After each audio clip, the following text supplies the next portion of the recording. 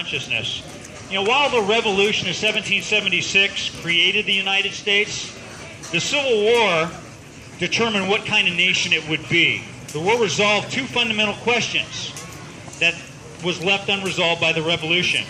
Whether the United States would be a dissolvable confederation of sovereign states or an indivisible nation with a sovereign national government.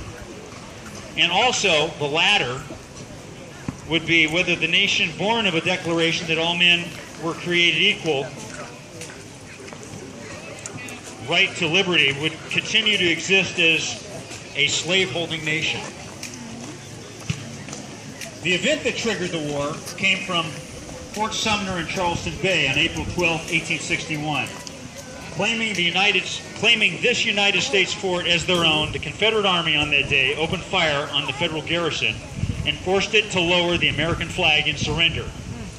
Now, President Lincoln called out the militia to suppress this insurrection, and 4 more southern states succeeded and then joined the Confederacy. By the end of 1861, nearly 1 million armed men confronted each other along a line stretching 1,200 miles from Virginia to Missouri. Today, what you're going to see is we're going to be demonstrating some things that they did in the Civil War. Now, it's going to look kind of crazy out here because a lot of times people, and the kids especially, look, they're just lining up here and they're lining up there and they're shooting each other. That's kind of dumb. Well, it's Napoleonic tactics. And you saw a lot of that that the British did during the Revolutionary War, where they would just come up in a line and they'd fire. They'd stay there, reload, fire, reload, fire. Unfortunately, the United States kind of reverted back to that in the Civil War, and you saw that in a lot of battles coming up along the lines, and the lines would keep moving forward, they'd be firing, moving forward, they'd be firing, not getting any cover, not getting any concealment behind anything. And thus, with the new rifle barrels and the cannons, the firearms, the handguns, the rifles, they were a lot more accurate than the musket were. Musket balls would kind of, without rifling, that ball would just kind of wander all over the place. And a lot of times didn't hit anything. With rifling, that was it, and you got better sights, you could actually hit somebody from a good 100 yards. So, consequently, with the technology coming up and being the first modern war with this rifling technology, if you will, the weaponry became more lethal. And thus the Civil War was probably the most gruesome war that we've ever seen in the history of the United States. Just to kind of go over some things with you, approximately 620,000 soldiers died from combat, accident, starvation, and disease during the Civil War. Most casualties and death in the Civil War were the result of non-combat related disease. For every 3 soldiers killed in battle, 5 more died of disease. The primitive nature of the Civil War medicine, both in its intellectual underpinnings and its practice in the armies, meant that many died. Unfortunately, those who fought in the Civil War, they didn't know what to do, didn't know how to treat their wounds, and a lot of times they died because of their wounds days after. The technology of warfare was miles ahead of the technology of healthcare at that time. Now, we're reenactors here, and some folks have been asking me here, why reenact? Why does anybody go out and do this? Reenacting the American Civil War actually began even before the real fighting had ended. Civil War veterans recreated battles as a way to remember their fallen comrades and to teach others what the war was all about. Now, the Great Reunion of 1913 celebrated the 50th anniversary of the battles of Gettysburg. And believe it or not, it was attended by more than 50,000 Union and Confederate veterans. And including reenactments of elements of the battle, they used Pickett's Charge, which was one of the most famous parts of that battle. Let me just go over a couple things with you today before this battle starts. You're going to be hearing a lot of loud noise. What we generally do, and we have folks do, is instead of putting your hands over your ears straight across like this, go ahead and cup your ears, kind of like elephant ears, only backwards. That'll deflect the sound away. And because if you go ahead and you put your hands over your ears like this and you get some sort of percussion against here, it's actually like a drum, and it compresses the air within that ear, and it can damage your ear a little bit. So when you start hearing the cannons go off, and if it is get a little loud for you, everybody go like this. Now kids, I want you all to try it. Let's all go like this. There we go. Because trust me, you're going to be out there going, hey man, I'm tough, I can do that. But when one of these cannons goes off, it's like, whoa. You'll feel the percussion, and then you'll hear the bang. It's pretty cool.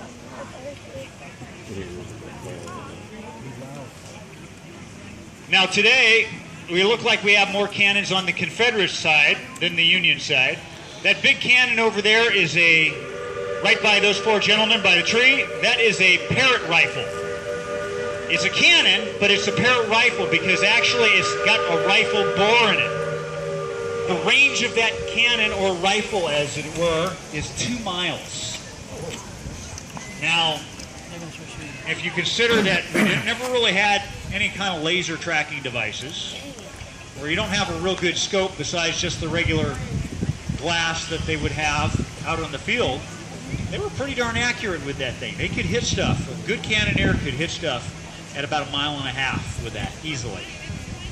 So it's pretty incredible to think that here you are and you're in 1863 and you can hit something 1.5 miles, 2 miles away. Does any of you kids have any questions? Anything? Nothing? All right. Also today, let me get one question here. What's your question? I'm sorry, what's that? Snipers? Yes, they had snipers. A matter of fact, there were snipers in Gettysburg for the Gettysburg battle. Matter of fact, we have an individual here that is going back to Gettysburg for the second battle of Gettysburg, and he's one of the snipers. And so they're going to go out before the battle begins and start taking people out. Okay, just a little more unfinished business. I'd appreciate if everybody during the battle stay behind the yellow line or as close, or stay off the road. Like I said, if you needed to go ahead and do anything, do it behind the lines. Go out, go to the restrooms are over there and over there.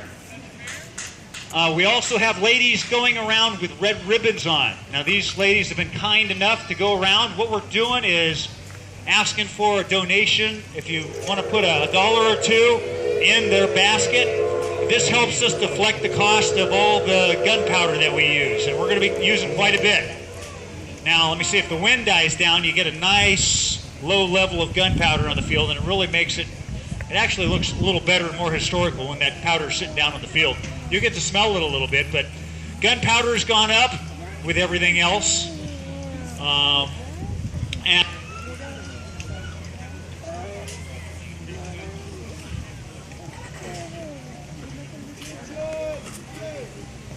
they're not actually shooting each other. They're pretending. Is it loud?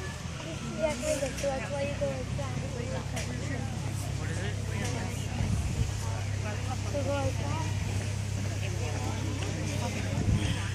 This is good. There's a whole bunch of like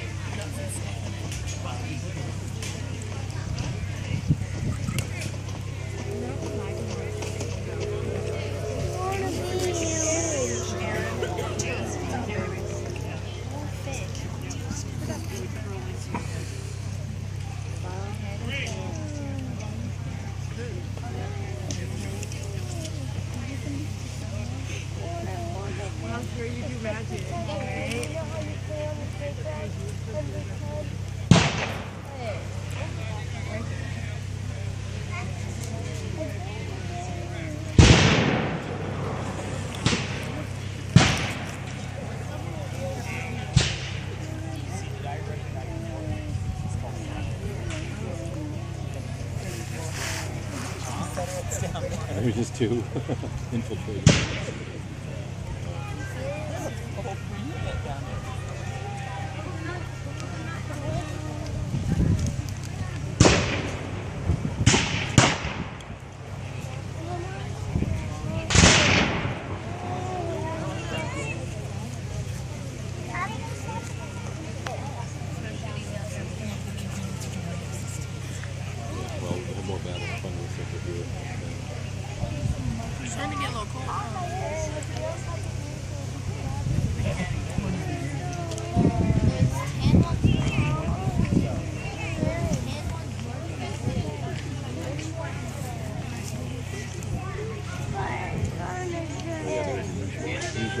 extra down there already. Only in Mark. Do it. No. You don't have to watch it. Come on, you want to hold you?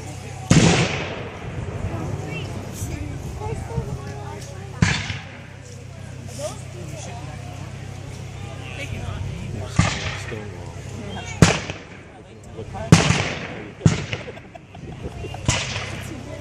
He's ambling up to kind of get orders.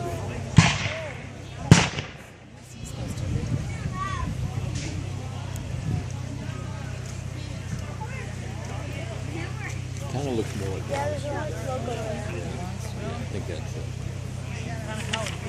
He does look like that. Yeah.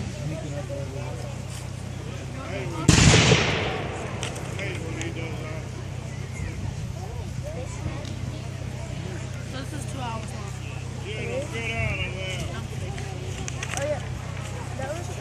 And this is 3:30. Second battle. And at 4:15 each trade. One guy said I hate it when he does that. When Stonewall goes down. That's just what I'm for you. I hate it when he goes green.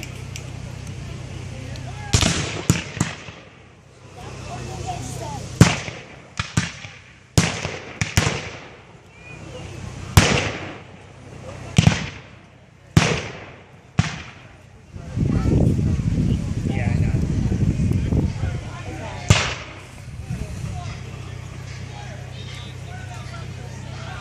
See, one of those guys got shot. Where? Watch.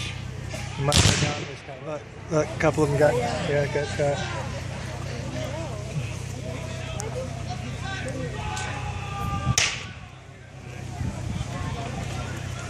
Okay.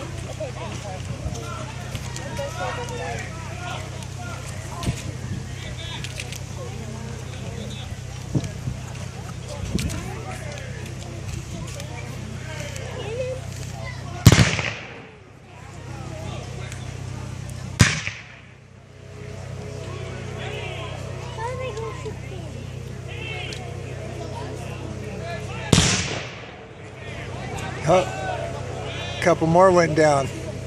The North is losing. I know.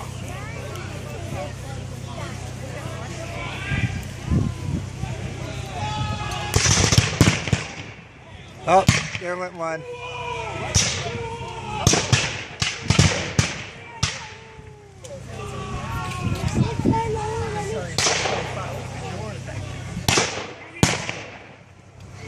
You got at least 4 companies.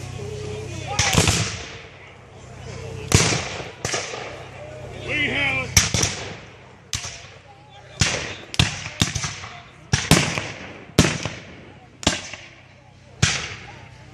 Oh, right, Brett.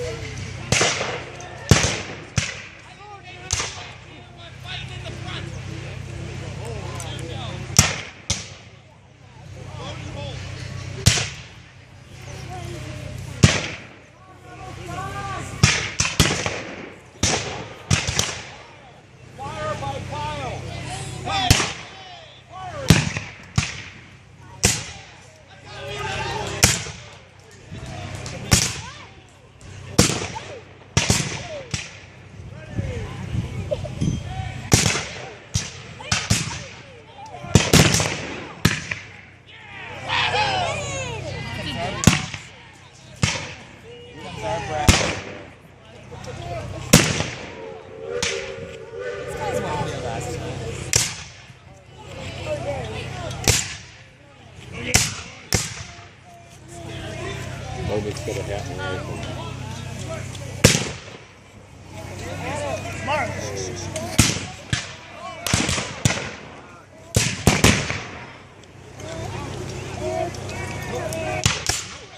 He was firing at me.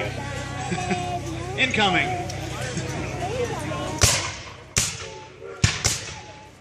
You guys didn't want to get on the cannon crew? Alright, don't drop anybody.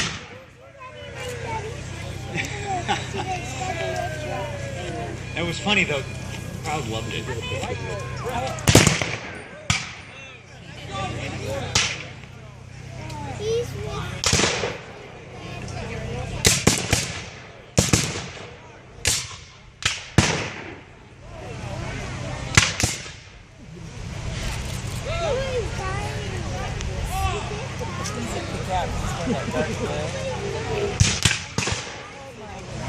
had to send it to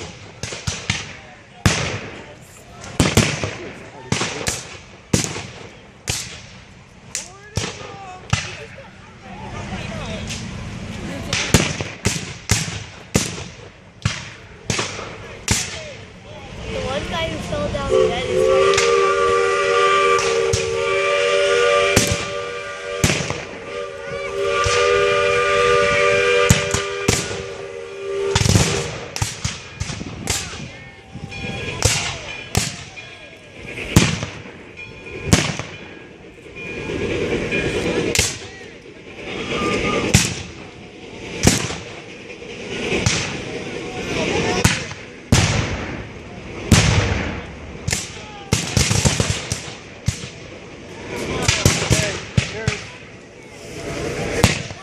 You're gonna get shoot the cannons. I can't. Watch.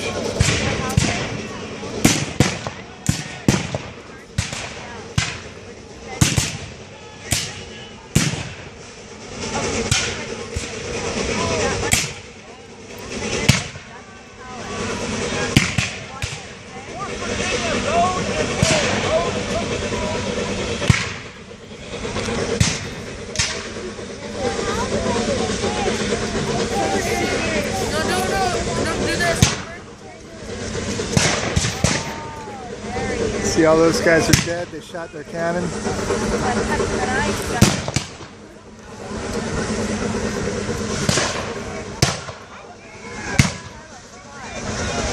Here it goes.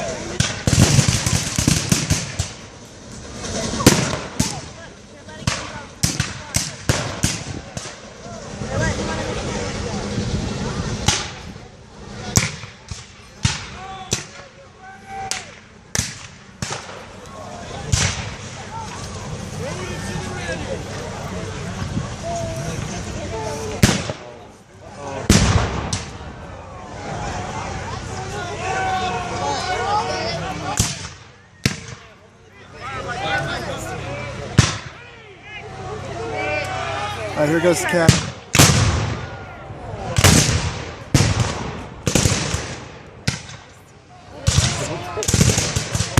We got the mortar. Oh my god, those are loud.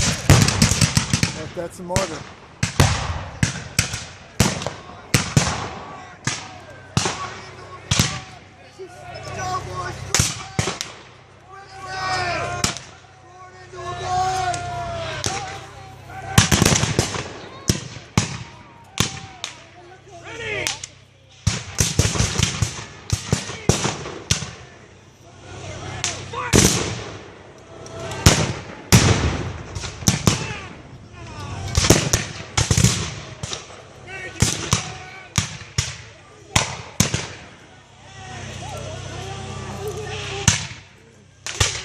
We got some mortars again.